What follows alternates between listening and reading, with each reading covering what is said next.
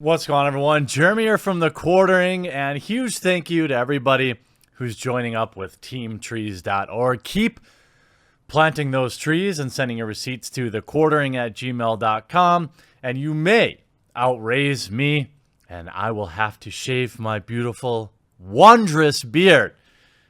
Not nervous yet, though. So, Gamers for Freedom. Just like Gamer.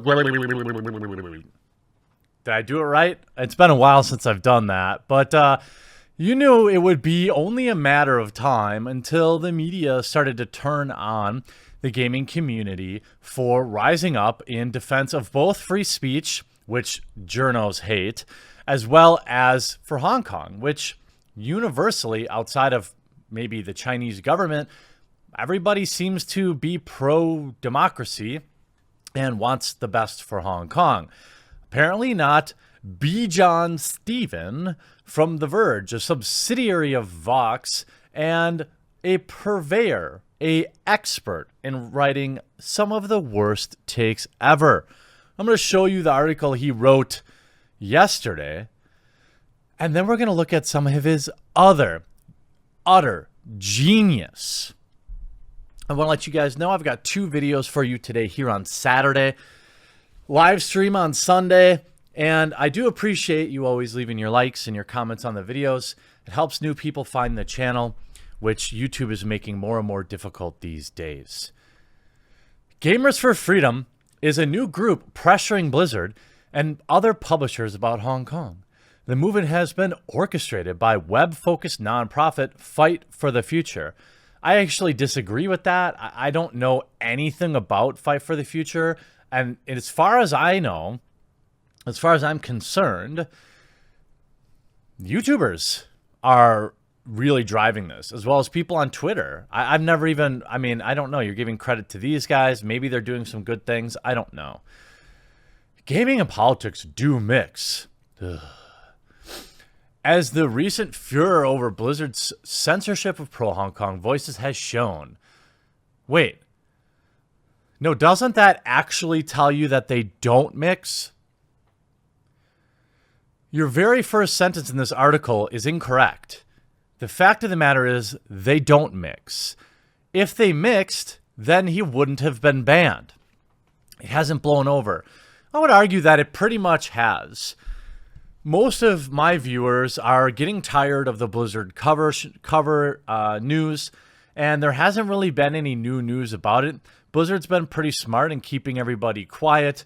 We've got BlizzCon in a week, and if nothing major happens there, no major demonstrations, then it probably will just be done. Everyone will go back to their World of Warcraft or their Overwatch or whatever it is, and move on to something else. After all, we've got perennial trash fire Ubisoft coming out and admitting that they knew their games were bad and unoriginal, and they were only just surprised that nobody bought them. And you've got a new wave of Fallout 76 disasters happening, so Blizzard would do good just to stay quiet. Today, a new challenger appeared in the nonprofit organization Fight for the Future, which has spun up a campaign called Gamers for Freedom to put pressure on Blizzard to reevaluate its stances on China and Hong Kong. I would say if Gamers for Freedom is joining the fight, I'm happy they're here. We need all the voices we can get, all the ones that are peaceful and rule following. And we need to let Blizzard know that, and not just Blizzard. You know, I was shocked to find out, and I know a lot of you are in the know. I wasn't really in the know on this thing, just how many companies are essentially owned completely by China. Riot Games, obviously, Path of Exile.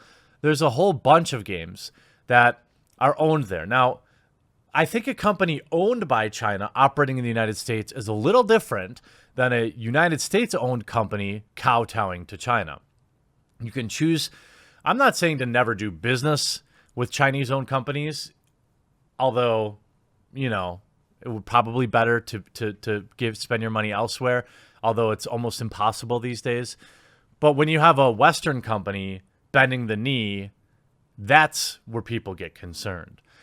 Fight for the Future organized online and in-person campaigns as they write their mission statement, quote, ensure the web continues to hold freedom of expression and creativity at its core. Next week, they're organizing an online day of action for free expression, which will demand that gaming companies make public statement supporting basic rights in their game and on their platforms. Look, and as I've said many times, I 100% support a rule that when you're on Blizzard's platform or you're on somebody else's platform, Epic Games, there's no yelling free Tibet, as long as that rule is equally enforced. Now, if you're going to let people on there with various pins and flags and this and that, well, then I have a problem with it. It's either all okay or none of it's okay. And I'm in the camp that none of it's okay. If I'm watching a Hearthstone championship, I don't really think that's the place for personal political beliefs. But if you're going to allow some, then you've got to allow them all. Even something most of us all agree with in pro-Hong Kong messaging. On Friday, November 1st, Gamers for Freedom is organizing a protest at BlizzCon, Blizzard's biggest event this year. It's when fans from around the world show up to a convention center to hear the company's latest announcement. The Facebook event is more explicit about the Gamers for Freedom's goal, but it spells out the connection between the protest and Blitzchung's banning. Recall he was banned. Blizzard and advises people to bring an umbrella, a callback to Hong Kong's 2004 umbrella movement, and join other gamers as we show support for free speech and free expression. At the time of this writing, 84 people have marked themselves as going, which means 4 will show up. I'm hoping much more, as I am personally financially tied to these protests happening peacefully and getting their message heard. Here's where we go. Here's where we get good. While identifying as gamer is a little cringeworthy. By the way, The Verge is owned by Vox again, and honestly, saying something is cringeworthy is a little cringeworthy these days. It's similar to calling people betas anymore. All that stuff is old. So, leave it to this writer to throw that up. And a little more reminiscent of gamer. What? Which the movement's organizing tactics echo by uniting under that banner that protests in Hong Kong are deadly serious, and the territory really is fighting for democracy and freedom from Chinese meddling.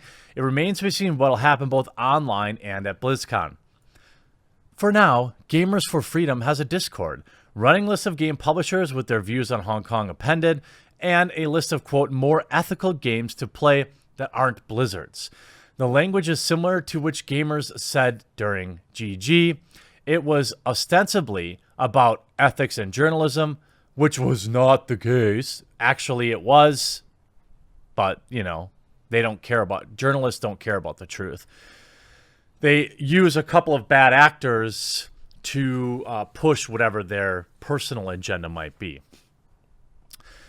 And they use the same kind of targeting to get companies to accede to their demands. This obviously is very different. Hong Kong is fighting for its right to self-determination and probably won't end with a bunch of people harassed off the internet for the crime of being female. You've heard it here first. Supporting pro-Hong Kong is like GG 2.0. Good Lord.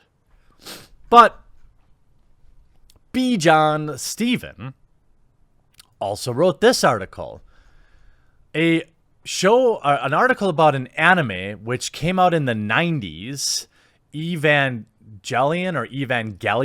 one of the two. I'm sorry, I'm not familiar with the show. Apparently, many people really like it. You all know you've been trying to get me into anime for many years, or anime, if you're one of those people. I just have never gotten into it. I don't have anything against it, like, on principle. I just need something that is, like, gripping, and I don't like just fighting shows. I like something that maybe has some more grit and is a little more serious. So leave your suggestions in the comments down below.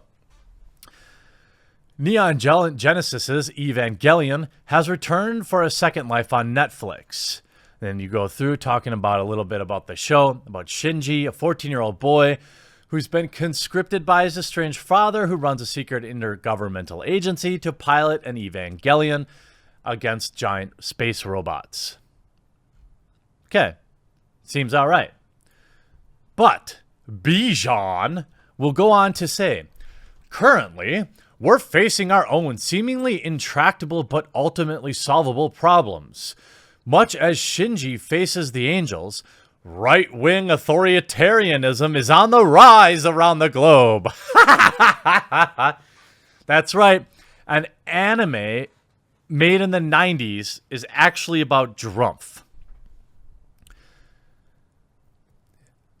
Is the beginning to ravage the planet, and economic inequality is more visible than ever before. There are concentration camps in America. There is a government agency tasked with conducting raids of unsuspecting immigrant families and capturing the ones without the government deems the correct paperwork. The president has personally approved this.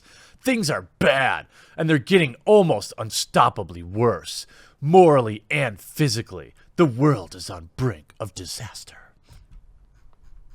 Hot take, Bijan. How about this one? Also, Bijan.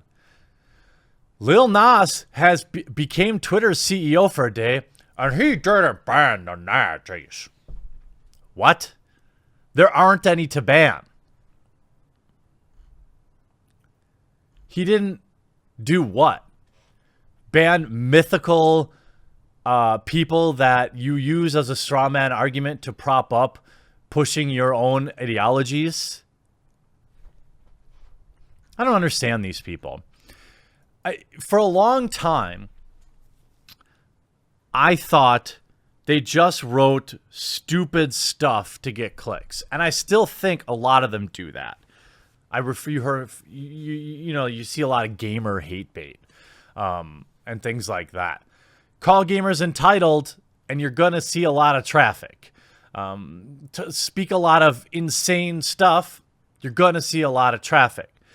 Those are people that are still going to see your ads. You're going to get impressions. So not enough people use archive.is when they link to this stuff. They put out hate bait on Twitter. It elicits a lot of retweets and comments, and people read it out of their own morbid curiosity. We've got to stop this. We've got to stop rewarding this. Bijan Stephen, in my opinion, is an idiot. Somebody who, at minimum, writes provable lies in order for clickbait. What I'm starting to believe is he may actually be mentally ill. This is a problem that a lot of people run into in the online sphere. People have to remember, and I'm not speaking necessarily to you all because you pretty much know the deal, but Twitter isn't reality. You ever wonder why people seem so crazy on Twitter, and when you go out and you have real life interactions? It's because these people don't have any real life interactions, and it's normal for them.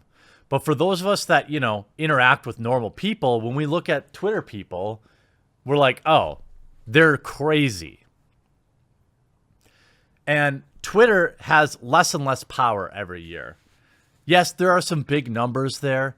But Twitter and Facebook, they don't control things. By the time today's high schoolers are in their 30s and voting, they will have lost significantly more power, even if they're even still around.